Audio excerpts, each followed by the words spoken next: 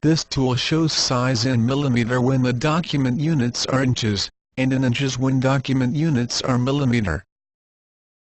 These are various tools. This is Utility Toolbar. A separate video explaining this has already been posted. This is Calculator. As always, it can be moved anywhere on the screen. It remembers the last position on the screen. Close. Reopen.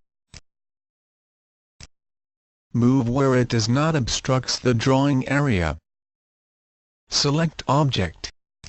This tool is showing the size, in inches, when the document units are millimeter. Suppose you want to calculate area of the object. This text box shows the result in real time. When you press Enter, the result is transferred here for further calculations. This tool is free of cost.